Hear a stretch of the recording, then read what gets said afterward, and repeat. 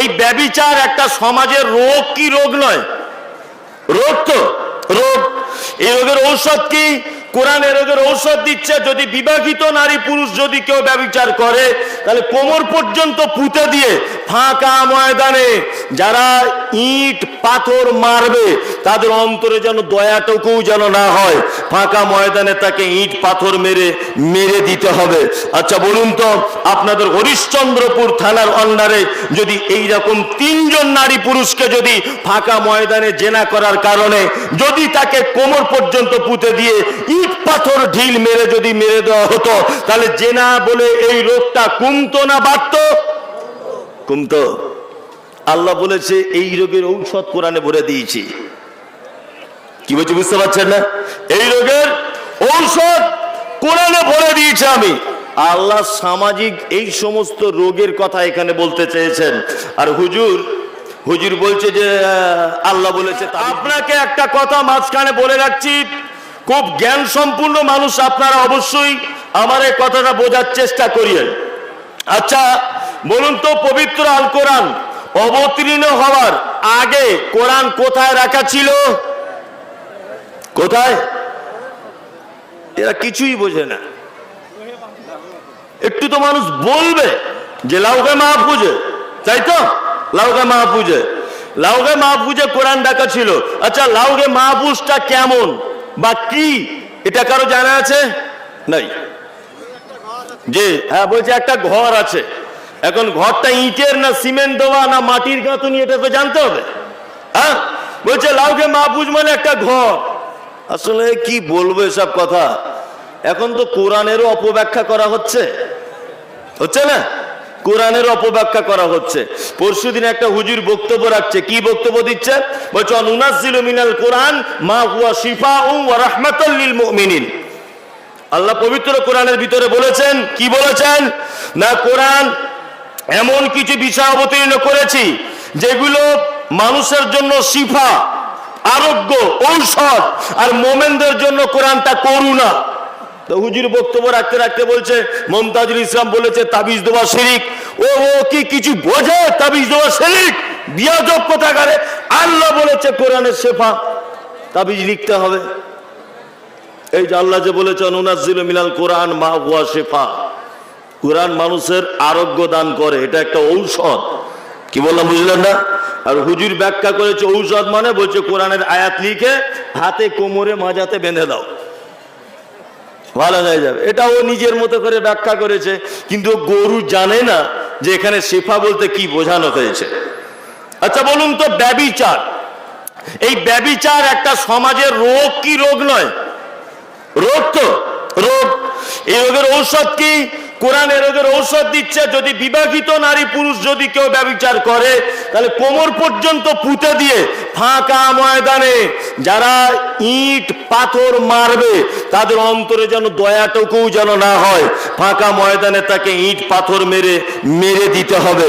আচ্ছা বলুন তো, আপনাদের হরিশ্চন্দ্রপুর থানার আন্ডারে যদি এইরকম 3 জন নারী পুরুষকে যদি ফাঁকা ময়দানে জেনা করার কারণে যদি তাকে কোমর পর্যন্ত পুঁতে দিয়ে ইট পাথর ঢিল মেরে যদি মেরে দেওয়া হতো তাহলে জেনা বলে এই রোগটা কমতো না বাড়তো? কমতো। আল্লাহ বলেছে এই রোগের ঔষধ কোরআনে ভরে দিয়েছি। কি বলছি বুঝতে পারছেন না? এই রোগের ঔষধ কোরআনে ভরে দিয়েছি আমি। আল্লাহ সামাজিক এই সমস্ত রোগের কথা এখানে বলতে চেয়েছেন। আর হুজুর বলছে যে আল্লাহ বলেছে তাবিজ দিতে হবে। মমতাজুল ইসলাম বলেছে তাবিজ দেওয়া শিরক, ওকে ধরে আন কাটবো মারবো, এই করছে শুধু। মানে গরু কিছু বুঝেই না। লাউহে মাহফুজ, এই যে একজন বলছেন একটা বিশাল ঘরটা কি বালি সিমেন্ট দিয়ে তৈরি না কি দিয়ে? এগুলো জানতে গেলে আপনাকে বড় বড় লেখকের বইপত্র পড়তে হবে, খুব বড় বড় মাপের বইপত্র পড়তে হবে আপনাকে। এখন আমরা একটা বিভ্রান্তিতে আছি না? কি বিভ্রান্তিতে? মইনুল মাওলানা এই ফতোয়া দিচ্ছে, ওই সবুর মাওলানা এই ফতোয়া দিচ্ছে, ওই আব্দুল গফফার এই ফতোয়া দিচ্ছে। কেউ বলছে টাকা দিয়ে ফেতরা দাও, কেউ বলছে খাদ্য দিয়ে দাও। অনেক দ্বন্দ্বের মধ্যে আছি না আমরা? আছি কি আছি না? এ দ্বন্দ্ব কিয়ামত পর্যন্ত মিটবে না। একটা কাজ করলে মিটবে, একটা কাজ। দিদি বলছেন কেমন করে? এই দেখুন আমি আপনাকে বলে দিচ্ছি। একটা ডাক্তারবাবু বলেছে রুগীকে যে তোমাকে ভাই এই রোগ যদি সারাতে চাও খাঁটি দুধ পান করো, খাঁটি দুধ। এখন এই গোয়ালার কাছে দুধ নেয় প্রতিদিন 50 টাকার করে, ভালো করে বুঝবেন, 50 টাকার করে দুধ নেয়। তো একদিন দুধ নিয়েছে, উপরে সর বসে গেছে, সর বুঝেন তো, সর বসেছে। দ্বিতীয় দিন আর সর বসছে না। তা লোকটা গোয়ালাকে জিজ্ঞেস করছে ভাই প্রথম দিনের দুধ কি খাঁটি ছিল? তখন গোয়ালা বলছে ওটা কাস্টমার ধরতে গেলে খাঁটি দুধ দিতে হয়, দ্বিতীয় দিন থেকে হালকা পানি মিশাই। তো এ তখন বলছে যে তাহলে ভাই দুধে ভেজাল, ডাক্তার তো বলেছে খাঁটি মাল খেতে, তাহলে তো ভেজাল হয়ে যাচ্ছে। ও বলছে তাহলে এক কাজ করি, আমি ওই মাদার ডেয়ারির দুধ খাই। মাদার ডেয়ারির দুধের প্যাকেট লেখা আছে যে 100% পিওর, কোনো ভেজাল নেই। যাতে দেখবেন 100% পিওর লেখা থাকবে, ভেবে নেবেন তাতে 20% ভেজাল থাকবে। যাতে লেখা আছে ওর সন্দেহ হচ্ছে। কি সন্দেহ হচ্ছে? সন্দেহ হচ্ছে তাহলে মাদার ডেয়ারি তো ভেজাল। রেড কাউ বলছে রেড কাউ ভেজাল। ও আজকে 1 মাস খাঁটি দুধ খুঁজে খুঁজে বেড়াচ্ছে, খাঁটি দুধ আর পায় না, খাঁটি দুধ পায় না। দুধ খুঁজতে গিয়ে 1 মাস টাইম পার হলো, প্লাস 2-5 হাজার টাকা খরচা করে দিল শুধু খাঁটি দুধ খোঁজার জন্য। আচ্ছা বলুন তো এই বোকা লোকটা যদি এই 6,000 টাকা দিয়ে হরিশ্চন্দ্রপুর গরুর হাট থেকে যদি একটা মোড়া মতো লড়বড়ে গাই যদি কিনে আনতো, ওই গাইটা যদি বাড়িতে রাখতো, তাহলে এই লোকের পিওর দুধের আর অসুবিধা হতো? কথা বলুন, হতো না। তাহলে আমরা গাই পুষতে রাজি নয়, পিওর দুধ খেতে খুব ভালোবাসি। আমরা বইপত্র পড়তে রাজি নয়, অথচ সঠিক ইসলাম পেতে আমরা খুব আগ্রহী, যে সঠিক ইসলাম আমাকে পেতে হবে, অথচ আপনি বইপত্র পড়তে পারবেন না, এটাই ব্যাপার নেই। আরে অন্তত পক্ষে বাংলা কোরআন, বুখারী, মুসলিম, আবু দাউদ, নাসাই, তিরমিজি, ইবনে মাজাহ হাদিসের বাংলা কিতাবগুলো অন্তত বাড়িতে রাখুন না। তারপর আপনি দেখুন না যে টাকা দিয়ে ফেতরা দিতে হবে না সবজি দিয়ে দিতে হবে না চাল দিয়ে দিতে হবে, আপনি তো ওখানেই পেয়ে যাবেন। আপনি কেন ফালতু ঝগড়া করছেন? জীবনে সমস্যার সমাধান হবে না। সমাজকে এই সমস্যার সমাধান থেকে বাঁচাতে গেলে প্রত্যেক মানুষের বাড়িতে বই প্রয়োজন। বই, কথাটা ঠিক বললাম না ভুল বললাম? বই পড়ুন। আমি মমতাজুল ইসলাম, আমার কথা আপনি কেন নেবেন? যে কথা আপনাকে বলছিলাম লাউহে মাহফুজ, আমি মমতাজুল ইসলাম খুব ভালো ছবি আঁকতে পারি, খুব খুব ভালো ছবি আঁকতে পারি। তা আমার হাতে রং আর একটা তুলি দেওয়া হলো, ধরে নেন আমাকে বলা হলো যে এই দেওয়ালে একটা শিশুর ছবি তুমি আঁকো। আচ্ছা আমি অবশ্যই রং আর তুলিটা হাতে নিয়ে একবার অন্তত এরকম করে ভাববো যে শিশুটা ঘুমিয়ে আছে এইরকম আঁকবো, না শিশুটা ছুটছে এরকম আঁকবো, না শিশুটা শুয়ে শুয়ে পাপ্পু খাচ্ছে এইরকম আঁকবো, না শিশুটা বসে পায়খানা করছে এরকম আঁকবো, না শিশুটা তার মায়ের কোলে আছে এইটা আঁকবো। আচ্ছা বলুন তো, রং তুলি হাতে নেওয়ার আগে আমার পরিকল্পনার জগতে অর্থাৎ মনের ভিতরে মণিকোঠার অ্যালবামে আমার একটা ছবি অলরেডি আঁকা হয়ে যায় কি যায় না? যায়।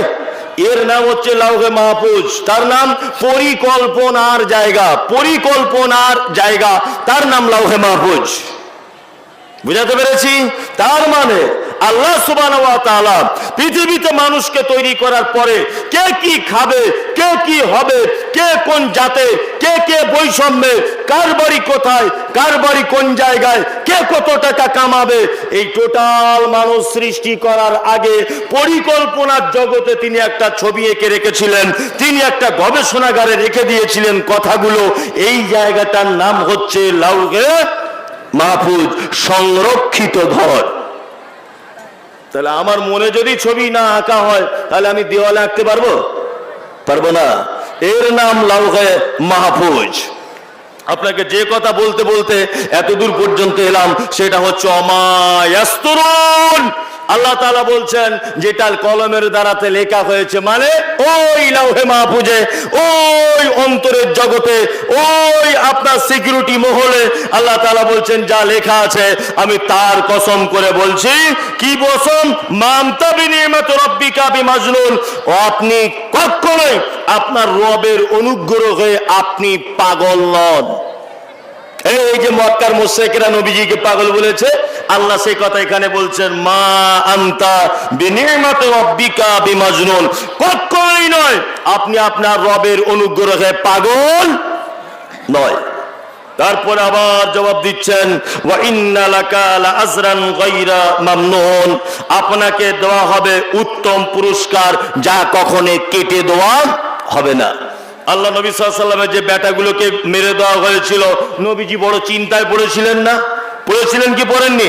পড়েছিলেন। এইবার আপনাকে বলি, নবীজিকে কি পুরস্কার দেওয়া হয়েছে? কিয়ামতের মাঠ সম্পর্কে আপনাদের জানা আছে যে সেটা কেমন হবে? জানা আছে? এরকম মেলা টেলা বসবে নাকি? আল্লাহু আকবার, আল্লাহু আকবার। কিয়ামতের মাঠ, গোটা কিয়ামতের মাঠ, ইয়া নফসি ইয়া নফসি ইয়া নফসি, এই শোরগোল হবে গোটা কিয়ামতের মাঠ। একজন মাত্র মানুষ তিনি বলবেন, ইয়া উম্মতি ইয়া উম্মতি, আল্লাহ আমার উম্মতের কি হবে, আমার উম্মতের কি হবে? তিনি হচ্ছেন মুহাম্মদুর রাসূলুল্লাহ সাল্লাল্লাহু আলাইহি ওয়াসাল্লাম। লোকটার পুরস্কার দেখুন, হযরতে আদম থেকে নিয়ে ঈসা আলাইহিস সালাম পর্যন্ত যত নবী এসেছেন, সমস্ত নবী কিয়ামতের মাঠে লাইনে দাঁড়িয়ে যাবে। পিছনে থাকবে তাদের উম্মতেরা, কারো থাকবে 10 জন, কারো থাকবে 20 জন। আবার কিছু নবী দাঁড়িয়ে থাকবে, তার পিছনে একজনও উম্মত থাকবে না। আবার কিছু নবী থাকবে, তাদের পিছনে থাকবে অসংখ্য উম্মত।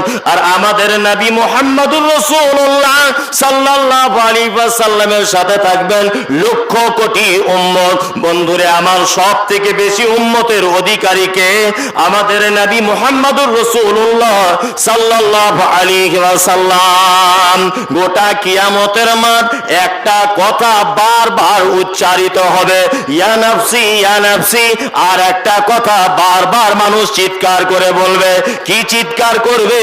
না করিবে কোন বন্ধু কোন উপকার, জাহান্নামে পুড়ে সবে হবে ছারখার। পানি পানি বলে যেদিন চিৎকার হইবে, গরম পানি আল্লাহ পান করাইবে। কলিজা যাবে ফেটে, পিপাসা না মিটিবে, মাটির তাপেতে পা জ্বলিয়া পুড়িবে। আধা হাতে উপরেতে সূরজ আসিবে, অস্থিরতায় কিয়ামত হা হা করিবে। বন্ধুরে আমার, গোটা কিয়ামতের মাঠে এক একটা নবী তার উম্মতদেরকে নিয়ে সব জন কাতারে দাঁড়িয়ে থাকবে। গোটা কিয়ামতের মাঠ পানি পানি বলে চিৎকার মারা হবে। কিন্তু বন্ধু রে, একটা মাত্র আরামের পিয়াসের জায়গা, একটা মাত্র পানির ব্যবস্থা, তার নাম হচ্ছে হাজে কাউসার। আল্লাহ নবীকে বলছেন, ইন্না আতাইনা কাল কাউসার, হে নবী নিশ্চয় আমি আপনাকে কাউসার দান করে দিয়েছি। ফাসাল্লি লিরাব্বিকা ওয়ানহার, আপনি নামাজ পড়ুন, আপনি আল্লাহ রাস্তায় কুরবানি করুন। ইন্না সানিয়াকা হুয়াল আবতার, আর যারা আপনাকে আবতার বলছে, তার মানে মক্কার মুশরিকেরা নবীকে যে বলেছে তোমার শিকড় কেটে গেছে, তোমার বংশ বিস্তার আর কোনোদিন হবে না, আল্লাহর নবীর এই কথার জবাবে এখানে বলা হচ্ছে, ওয়া ইন্নাকা লাআলা খুলুকিন আযীম। আল্লাহ তাআলা বলছেন, গায়রা মামনুন, আমি নিশ্চয়ই নবী আপনাকে এমন একটা পুরস্কার দান করে দিয়েছি যেটা গায়রা মামনুন, জীবনে কোনোদিন কেটে দেওয়া হবে না। হাসরের ময়দানে প্রতিটা নবী উম্মত নিয়ে দাঁড়িয়ে থাকার পরেও নিজের উম্মতকে এক গ্লাস পানি পান করতে পাবে না। কিন্তু আমাদের নবী, দয়ার নবী, বিশ্ব নবী জনাবে রাসূলুল্লাহ সাল্লাল্লাহু আলাইহি ওয়াসাল্লাম, তিনি যতক্ষণ না পর্যন্ত পানি দিবেন, পৃথিবীর কোন নবী, পৃথিবীর কোন উম্মত, পৃথিবীর কোন মানুষ ততক্ষণ পর্যন্ত এক গ্লাস পানি পর্যন্ত পান করতে পাবে না। পাবে? এক গ্লাস পানি পান করতে পারবে না। তা আল্লাহ নবীকে সান্ত্বনা দিচ্ছেন যে নবী, বেটাগুলো মারা গেল তাই কি, আপনাকে এমন একটা পুরস্কারে পুরস্কারিত করে দিয়েছি আমি, যেটা কিয়ামতের মাঠে একদম সুপার পাওয়ারে আপনি দেখাবেন, আর কোন নবীর পক্ষে এটা সম্ভব নয়। এই দেখুন আল্লাহ তাআলা তারপরে কি বলছেন, ওয়া ইন্নাকা লাআলা খুলুকিন আযীম। এই যে নবীজিকে বলেছিল চরিত্র খারাপ তোমার, বলেছিল কি বলেনি?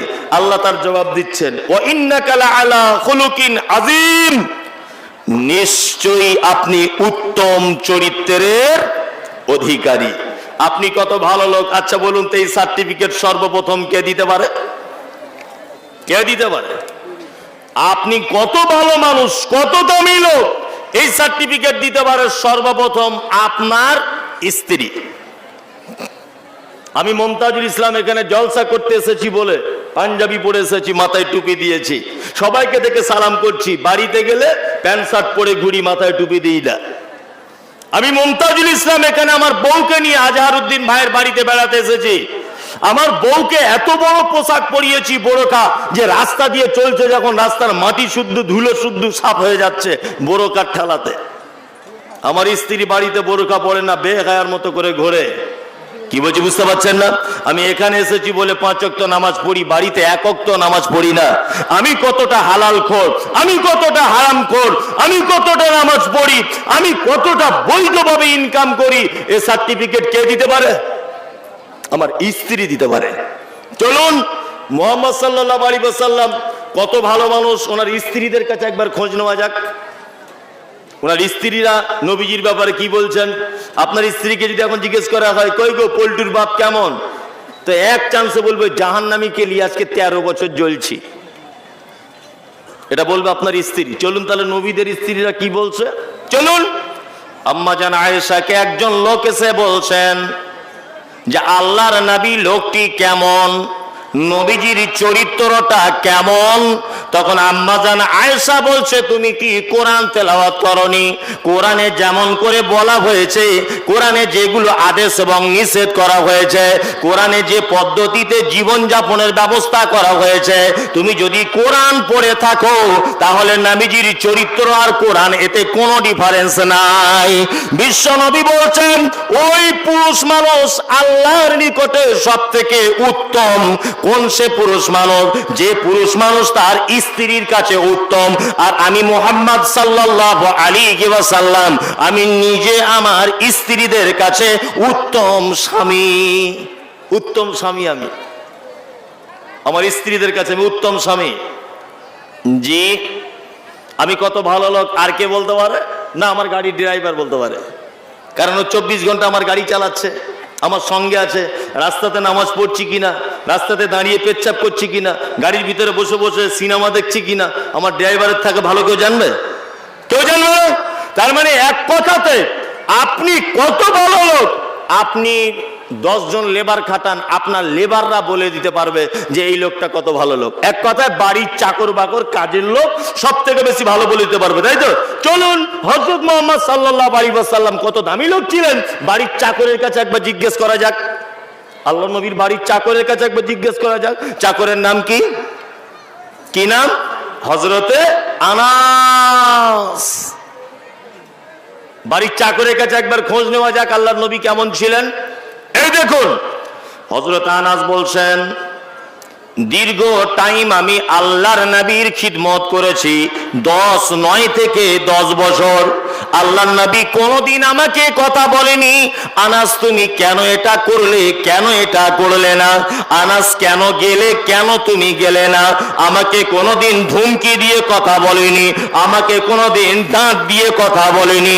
হযরতে আনাস বলছেন, আমি বিশ্ব নবীর মতো শরীরের সুগন্ধ পৃথিবীর কোনো মানুষের পাইনি। হযরতে আনাস বলছেন, আমি আল্লাহর নবীর মতো কোমল হাত পৃথিবীর কারো হাত আমি দেখিনি। এত নরম হাত আল্লাহ নবী সাল্লাল্লাহু আলাইহি ওয়াসাল্লামের, এত নরম হাত আর কারো হাত পৃথিবীতে আমি দেখিনি। আল্লাহর নবীর কাছে যেটা দেখেছি। আপনাদের কাছে কোনো লেবার যদি 10 বছর কাজ করে টিকে থাকতে পারবে? পারবে? আপনার লেবার গুলোকে যদি জিজ্ঞাসা করা হয় তোমার মালিক কেমন, ও জীবনেও কোনোদিন ভালো বলবে না। আসলেই তো লোক খারাপ, অরিজিনালি লোক খারাপ। অভাবী গরিব মানুষ বলে সংসার পাতি চলছে না বলে তোমার অধীনে কাজবাজ করছে, কিন্তু আসলেই যে তুমি লোক খারাপ। অথচ মুহাম্মদ সাল্লাল্লাহু আলাইহি ওয়াসাল্লাম ব্যাপারে আল্লাহ সুবহানাহু ওয়া তাআলা বলে দিচ্ছেন কি, যে ওয়া ইন্নাকা লাআলা খুলুকিন আযীম, আপনি উত্তম চরিত্রের অধিকারী। ইনি হচ্ছেন বিশ্ব নেতা, তাই কি না? হ্যাঁ, বিশ্ব নেতা তো। তা বিশ্ব নেতার চরিত্র যদি এরম হয়, তাহলে আমরা যারা নেতার মতো আর কি, বর্তমান দুনিয়াবি নেতার মতো, আমাদেরও চরিত্রটা একটু এরকম হওয়া দরকার কি দরকার নয়? হ্যাঁ, আমাদের চরিত্র এরকম আছে তো? আল্লাহু আকবার, আল্লাহু আকবার। আপনি নেতার ব্যাপারে স্লোগান দেন, অনেক সময় রাজনৈতিক রাস্তাঘাটে খুব দেখি স্লোগান দিচ্ছে, কি বলছে, আমাদের নেতার চরিত্র ফুলের মতো পবিত্র, এবার ভোটে জিতবে কে, ওই গরিব দরদি ছাড়া আবার কে। আর পাবলিক উড়িয়ে বাবা শুধু পতাকা তুলছে আর এরকম করে নাড়া দিচ্ছে, মানে এবার ভোটে ও জিতছে আর কি। এত জনদরদি, এত জনদরদি, লাস্টে ধরা পড়ছে কেউ গরু পাচারে 3 কোটি টাকা ঝেড়েছে। হ্যাঁ, কেউ আবার বলছে শিক্ষামন্ত্রী ছিল হাজার হাজার কোটি টাকা প্রেমিকার কাছে জমা। আমি রাজনৈতিক লোক নয়, আল্লাহর কসম, এগুলো বর্তমান নেতাদের চরিত্র বলছি। প্রেমিকার কাছে জমা 1000 কোটি টাকা। কেউ গরু কেসের আসামি, কেউ আবার নারী কেসের আসামি, কেউ কয়লা কেসের আসামি। প্রত্যেক নেতার, যে নেতাদের ব্যাপারে আপনি সার্টিফিকেট দিচ্ছেন, ওই নেতাদের চরিত্র এটা। এই মুসলিম যুবক, তোমার তো এই স্লোগান দেওয়া দরকার ছিল। তুমি যে নেতার চরিত্র ফুলের মতো পবিত্র বলে তুমি স্লোগান দাও, তোমার নেতা রাতের বেলা একরকম কথা বলে, দিনের বেলা এক রকমের কথা বলে। তোমার নেতা তোমার বাপের কাছে গিয়ে এক রকমের কথা বলে, তোমার বড় ভাইয়ের কাছে আর এক রকমের কথা বলে। তোমার নেতা একটা ঘর পাইয়ে দিতে গেলে 10,000 টাকা ঝেড়ে খায়। তোমার নেতা একটা আধার লিঙ্ক করে দিতে গেলে 500 টাকা ঝেড়ে খায়। এটা বর্তমান নেতা, তোমার চরিত্র। আর বিশ্ব নবী মুহাম্মদ সাল্লাল্লাহু আলাইহি ওয়াসাল্লাম মক্কা থেকে মদিনায় চলে এলেন হিজরত করে। মদিনায় এসে সর্বপ্রথম তিনি বললেন, মান তারাকা দাইনান ওয়া জিয়ান ফালাইয়া। এই বিধবারা, তোমাদের যাদের স্বামী মারা গেছে, এই এতিমেরা, তোমাদের যাদের বাপ মারা গেছে, আমি মুহাম্মদ সাল্লাল্লাহু আলাইহি ওয়াসাল্লাম আজকে মদিনায় এলাম, রাষ্ট্রপ্রধানের দায়িত্ব করলাম, রাষ্ট্রপ্রধানের শপথ গ্রহণ করলাম। আমি বিধবাদেরকে দায়িত্ব নিয়ে নিলাম, আমি এতিমদের দায়িত্ব নিয়ে নিলাম, দুস্থদের দায়িত্ব আমি মুহাম্মদ সাল্লাল্লাহু আলাইহি ওয়াসাল্লাম নিয়ে নিলাম। এই দেখুন, এর নাম হচ্ছে নেতা। এতিমের ঝোলার দায়িত্বটা নিচ্ছেন, বিধবাদের দায়িত্বটা নিচ্ছেন, দুস্থ মানুষদের দায়িত্ব নিচ্ছেন। আর বর্তমান নেতারা দুস্থ মানুষদের কাছ থেকে টাকা শোষণ করে খাচ্ছে, খাচ্ছে না? আপনাদের দিকে এগুলো হয় না, আমাদের দিকে খুব হচ্ছে। আমাদের দিকে খুব, আপনাদের দিকে হয় না। কোন নেতার পিছনে ঘুরছেন? হে, আপনাকে তো জাহান্নামের পথে নিয়ে যাচ্ছে। হ্যাঁ, আপনাকে এই মুহূর্তে স্লোগান দিতে হবে, আমার নেতা, তোমার নেতা বিশ্বনবী মুহাম্মদ। এই স্লোগান তোমাকে এখন তোমার দরকার। তুমি কার পিছনে ঘুরছো মামু? হ্যাঁ, ও তো তোমার অর্ধেক জাহান্নামে নিয়ে চলে গেছে, অর্ধেক তো জাহান্নামের পথ দেখিয়ে দিয়েছে। আল্লাহু আকবার। আল্লাহ সুবহানাহু ওয়া তাআলা তারপরে বলছেন, কি বলছেন? ফাসাতুবসিরু ওয়া ইউবসিরুন। নিশ্চয়ই আপনিও দেখতে পাবেন, অচিরেই তারাও দেখতে পাবে ঘটনা কি ঘটছে। আচ্ছা বলুন তো, এটা আপনার পক্ষে বোঝা সম্ভব? আল্লাহ নবীকে বলছেন ফাসাতুবসিরু ওয়া ইউবসিরুন, আপনিও দেখতে পেয়ে যাবেন, তারাও দেখতে পেয়ে যাবে ঘটনা কি ঘটছে। আজ গোটা বিশ্বে একটা লোক আপনি দেখাতে পারবেন যে লোকটা আবু জেহেলের আজও পর্যন্ত খুব প্রেমিক? দেখাতে পারবেন যে এই লোকটা আপনাদের এলাকায় যত লোক আছে, হানাফি, সাফি, মালিকি, দেওবন্দি, জামাত ইসলামী, পাথরচাপড়ি, ঘুটিয়াবি, আজমিরি, কাশ্মীরি, খারাইজি, ফারাইজি, আহলে হাদিস, পীরপন্থী, নকশবন্দিয়া, মোজাদ্দেদিয়া, যত ফিরকার মানুষ নামে মুসলিম, একটা মুসলমান, একটা কোনো মানে গোষ্ঠীর লোককে আপনি দেখাতে পারবেন যে যে লোকটা আবু জেহেল, আবু লাহাবের খুব ভক্ত? দেখাতে পারবেন? নেই। একটা আবু জেহেলের লোক আপনি দেখাতে পারবেন না যে আবু জেহেলকে খুব আজও পর্যন্ত ভালোবাসে। বাসে? কেউ বাসে না। আল্লাহ ওটাই বোঝাতে চাইছে, নবী আপনি, ওরা যে বলছে যে আপনার শিকড় কাটা গেছে, ঠিক টাইম হলে বুঝতে পেরে যাবেন পানি কোন দিকে গড়িয়ে যাচ্ছে। আবু জেহেল পৃথিবীতে তার অস্তিত্ব নেই, আবু লাহাব পৃথিবীতে তার কোনো অস্তিত্ব নেই, উতবা, সাইবা পৃথিবীতে তাদের কোনো অস্তিত্ব নেই। কিন্তু বিশ্ব নবী মুহাম্মদুর রাসূলুল্লাহ সাল্লাল্লাহু আলাইহি ওয়াসাল্লামের ব্যাপারে নূপুর শর্মা শুধু একটা কটু কথা বলে দিয়েছে, অজস্র রাস্তা অবরোধ হয়ে গেল। কত মুসলমান নিজের জান দিয়ে দেবে প্রস্তুত হয়ে গেছে, হয়নি? এখন যদি হযরত মুহাম্মদ সাল্লাল্লাহু আলাইহি ওয়াসাল্লামের বিরুদ্ধে কেউ কোনো কথা বলে, আরে আপনি নামাজি, বেনামাজি, হারামখোর, ব্যভিচার, জেনাকারী, যাই হোক, নবীর প্রেমে সে লাঠি সোঁটা নিয়ে বার হবে কি হবে না? হবে কি হবে না বলুন? আপনারা হবেন তো? কই কারা কারা নবী প্রেমিক আছে দেখুন তো, বলুন তো দেখি একবার, যে আপনার নবীর ব্যাপারে কেউ কথা বলে আগিয়ে যাবো ইনশাআল্লাহ।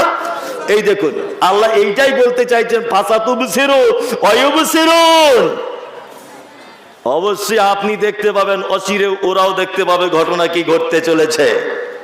আল্লাহ তাআলা তারপর আবার বলছেন, কি বলছেন? আল্লাহ তাআলা বলছেন বিআইয়িকুমুল মাফতুন। আল্লাহ তাআলা বলছেন, আমি জানি কারা কল্যাণের মধ্যে আছে আর কারা অকল্যাণের মধ্যে আছে, এটা আল্লাহ জানেন।